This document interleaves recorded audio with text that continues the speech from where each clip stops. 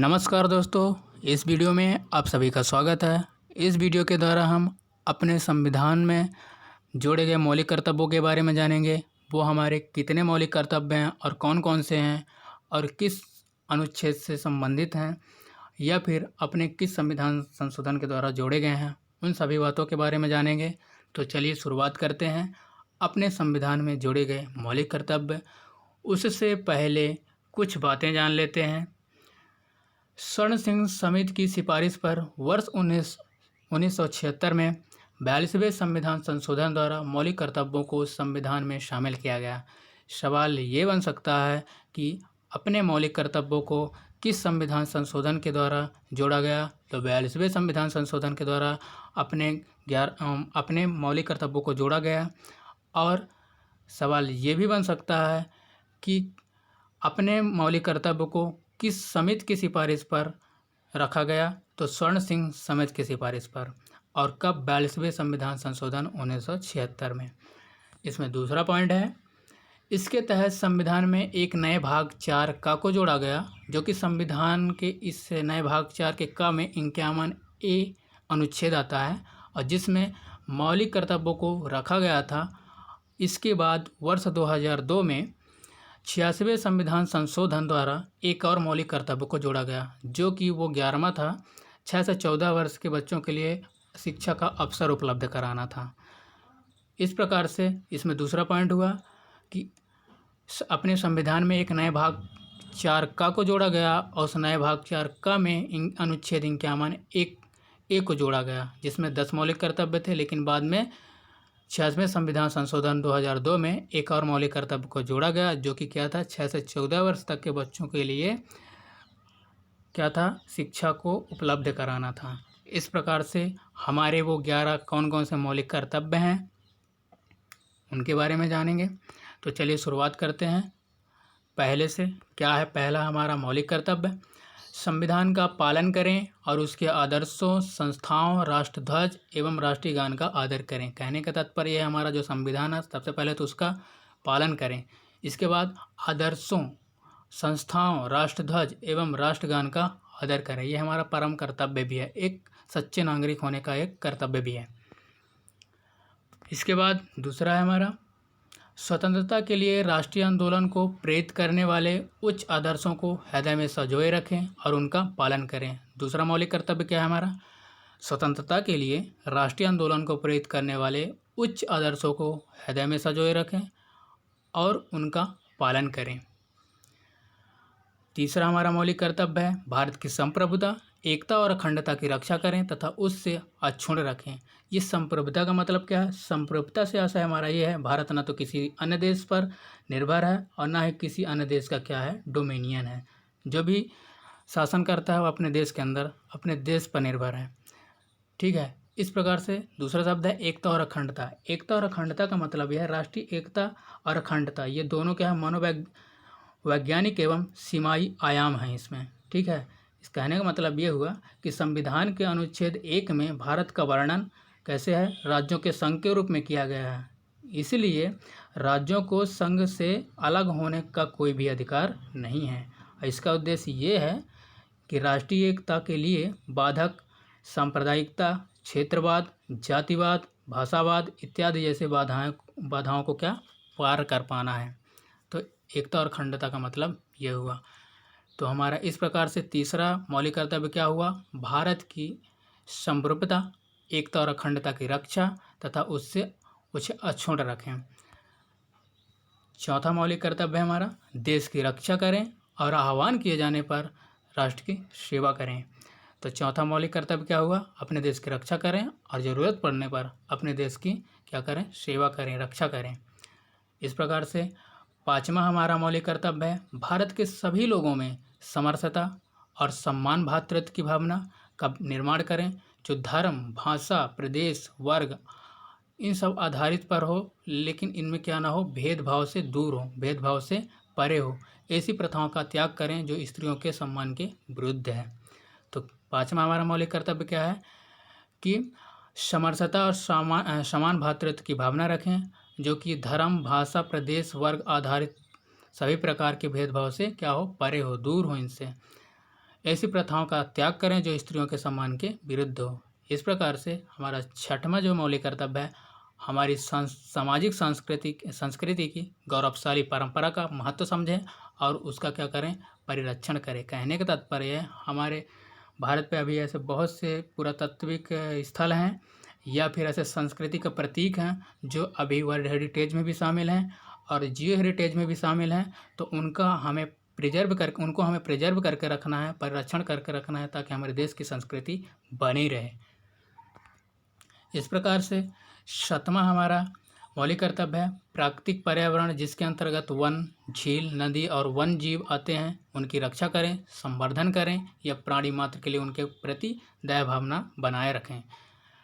पर्यावरण से संबंधित जितने भी हैं, जैसे वन, झील, नदी, वन जीव, जितने भी चीज़ आते हैं उनका क्या करें, संवर्धन करें, रक्षा करें, प्राणी मात्र के लिए उनके लिए एक दया की भावना बनाए रखें।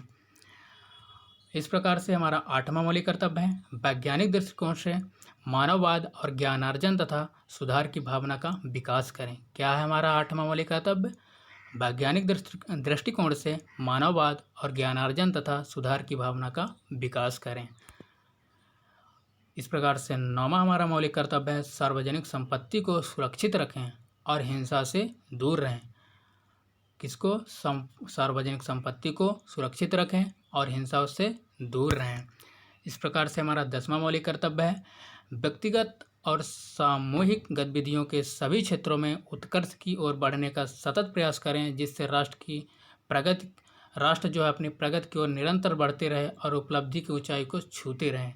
इस प्रकार से हमें व्यक्तिगत और सामूहिक गतिविधियों के सभी क्षेत्र को उत्कर्ष की ओर बढ़ने का सतत प्रयास करें, जिससे हमारा राष्ट्र क्या हो, प्रगति की ओर निरंतर बढ़ते रहे और ऊंचाइयों को छूते रहे।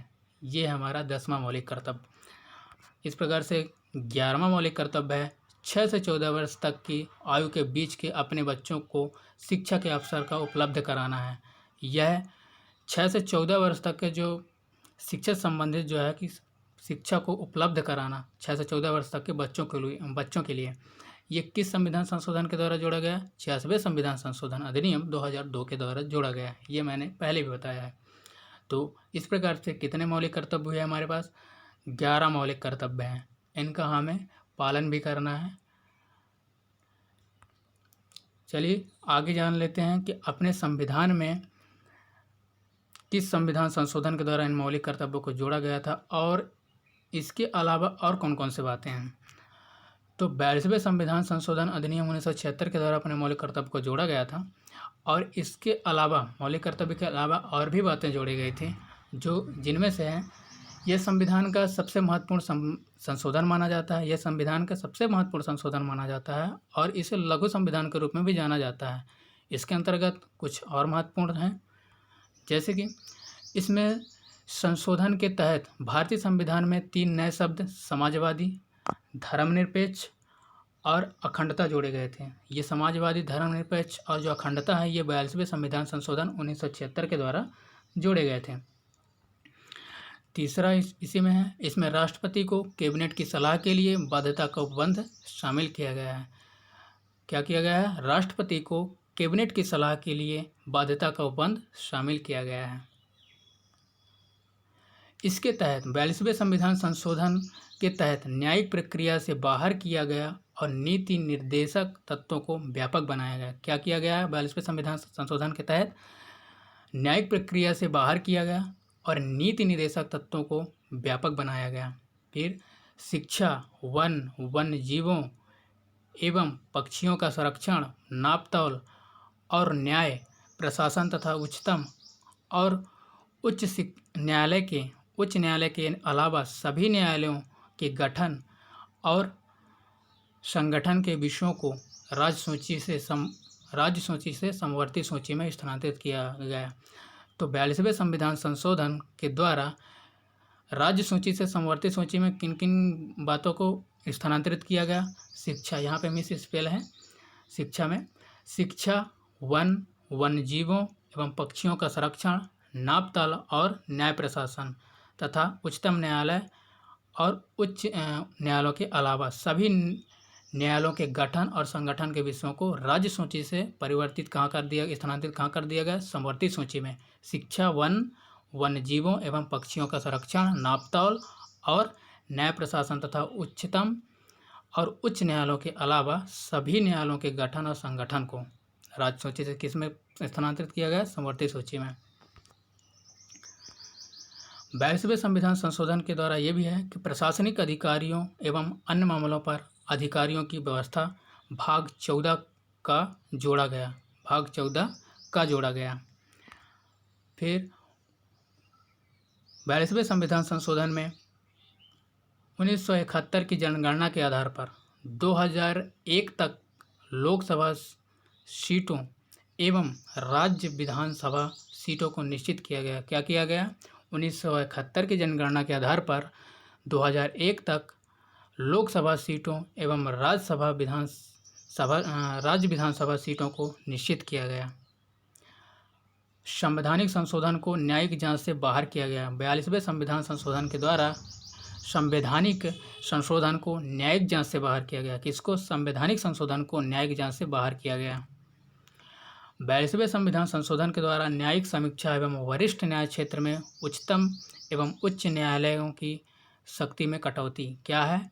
42वें संविधान संशोधन के द्वारा न्यायिक समीक्षा एवं वरिष्ठ न्याय क्षेत्र में उच्चतम एवं उच्च न्यायालयों की शक्ति में कटौती। 42वें संविधान संशोधन के द्वारा लोकसभा एवं विधानसभा के कार्यकाल में 5 से 6 वर्ष की बढ़ोतरी की गई। क्या की गई? 42वें संविधान संशोधन के द्वारा लोकसभा एवं विधानसभा के कार्यकाल में 5 से 6 वर्ष की बढ़ोतरी की गई। तो 5 से 6 वर्ष की बढ़ोतरी लोकसभा एवं विधानसभा कार्यकाल में किस संविधान संशोधन के द्वारा किया गया? तो 42वें संविधान संशोधन के द्वारा किया गया। 42वें संविधान संशोधन के द्वारा ये भी कही गई है कि जो निदेशक तत्वों का कार्यान्वयन हेतु बनाई गई विधियों को न्यायालय द्वारा इस आधार पर अवैध घोषित किया जा सकता है कि यह कुछ मूल अधिकारों का उल्लंघन है। क्या है? नीति निदेशक तत्वों के कार्यान्वयन हेतु बनाई गई विधियों को न्यायालय द्वारा इस आधार पर अवैध घोषित किया जा सकता है कि यह कुछ मूल अधिकारों का उल्लंघन है। 42वें संविधान संशोधन के द्वारा ये भी कही गई है कि संसद को राष्ट्र विरोधी कार्यकलापों के संबंध में कार्यवाही करने के लिए विधियां बनाने की शक्ति की गई और ऐसी विधियां मूल अधिकारों पर अभिभावी होगा। क्या? संसद को राष्ट्र विरोधी कार्यकलापों के संबंध में कार्यवाही करने के लिए विधियां बनाने की शक्ति प्रदान की गई है और ऐसी विधियां मूल अधिकारों पर अभिभावी होगी। 42वें संविधान संशोधन के द्वारा 3 नए नीति निदेशक तत्व जोड़े गए, अर्थात सामान्य न्याय और निःशुल्क विधिक सहायता, उद्योगों के प्रबंध में कर्मकारों का भाग लेना, पर्यावरण का संरक्षण तथा संवर्धन और वन तथा वन्य जीवों की रक्षा। ये 3 नए नीति निर्देशक तत्व जोड़े गए, सामान्य न्याय और निःशुल्क विधिक सहायता, उद्योगों के प्रबंध में कर्मकारों का भाग लेना या फिर पर्यावरण संरक्षण तथा संवर्धन और वन तथा वन्य जीवों की रक्षा। ये 3 नए नीति निर्देशक तत्व, ये जो 3 नए नीति निर्देशक तत्व जोड़े गए 42वें संविधान के द्वारा। 42वें संविधान संशोधन के द्वारा भारत के किसी एक भाग में राष्ट्रीय आपदा की घोषणा करने का भी प्रावधान है। क्या है? 42वें संविधान संशोधन में भारत की किसी एक भाग में राष्ट्रीय आपदा की घोषणा का क्या है? प्रावधान है। सवाल ये बन सकता है कि भारत में किस संविधान संशोधन के द्वारा ये कहा गया है कि राष्ट्रीय आपदा की भारत के किसी एक भाग में राष्ट्रीय आपदा की घोषणा की जा सकती है। तो ये क्या आंसर हो सकता है? 42वें संविधान संशोधन के द्वारा। 42वें संविधान संशोधन में राज्य में राष्ट्रपति शासन के कार्यकाल में एक बार में 6 माह से 1 साल तक की बढ़ोतरी होगी। क्या हो सकता है? राज्य में राष्ट्रपति शासन के कार्यकाल में एक बार में 6 माह से 1 साल की बढ़ोतरी, ये 42वें संविधान संशोधन के द्वारा कही गई है। केंद्र को किसी राज्य में कानून एवं व्यवस्था बनाए रखने के लिए सैन्य बल भेजने की शक्ति किस संविधान संशोधन के द्वारा है? 42वें संविधान संशोधन के द्वारा। सवाल ये बन सकता है कि केंद्र को किसी भी राज्य में कानून एवं व्यवस्था बनाए रखने के लिए तथा सैन्य बल भेजने की शक्ति किस संविधान संशोधन के द्वारा है? 42वें संविधान संशोधन के द्वारा। फिर संसद और विधानमंडल में कोरम की आवश्यकता की समाप्ति किस संविधान संशोधन के द्वारा है? ये भी 42वें संविधान संशोधन के द्वारा है। संसद और विधानमंडल में कोरम की आवश्यकता की समाप्ति। इस प्रकार से संसद को यह निर्णय लेने में शक्ति प्रदान की गई है कि समय समय पर अपने सदस्यों एवं समितियों के अधिकार एवं विशेषाधिकारों का निर्धारण करें। क्या है 42वें संविधान संशोधन के द्वारा? और क्या बात है? संसद को यह निर्णय लेने में शक्ति प्रदान की गई है कि समय समय पर अपने सदस्यों एवं समितियों के अधिकार एवं विशेषाधिकारों का निर्धारण करें। इस प्रकार से अखिल भारतीय विधिक सेवा के निर्माण की व्यवस्था करें। अखिल भारतीय विधिक सेवा के निर्माण की व्यवस्था ये किस संविधान संशोधन के द्वारा है? 42वें संविधान संशोधन के द्वारा है। इस प्रकार से हमारे 42वें संविधान संशोधन में ऐसे बहुत से बातें जोड़े गए हैं जो कि आपको इस वीडियो में देखने को मिले हैं, जैसे कि सिविल सेवा को दूसरे चरण पर जांच के उपरांत प्रतिवेदन के अधिकारों को समाप्त कर अनुशासनात्मक कार्यवाही को छोटा किया गया है। क्या किया गया है? प्रस्तावित के दंड के मामले में सिविल सेवा को दूसरे चरण पर जांच के उपरांत प्रतिवेदन के अधिकारों को समाप्त कर अनुशासनात्मक कार्यवाही को छोटा किया गया है। अंततः एक मुख्य बातें जान लेते हैं कि अपने संविधान दिवस कब मनाया जाता है। संविधान सभा द्वारा 26 नवंबर 1949 को संविधान के प्रारूप को पारित किया गया। इस दिन को भारत में संविधान दिवस के रूप में मनाया जाता है। संविधान दिवस कब मनाया जाता है? तो 26 नवंबर को संविधान दिवस मनाया जाता है। क्यों मनाया जाता है? क्योंकि संविधान सभा द्वारा 26 नवंबर 1949 को संविधान के प्रारूप को पारित किया गया था, इसलिए 26 नवंबर को संविधान दिवस मनाया गया। मुझे आशा है दोस्तों ये जो जितने भी पॉइंट हैं आपके परीक्षा में सहयोग ज़रूर करेंगे। धन्यवाद दोस्तों, मेरा ये वीडियो देखने के लिए बहुत बहुत धन्यवाद।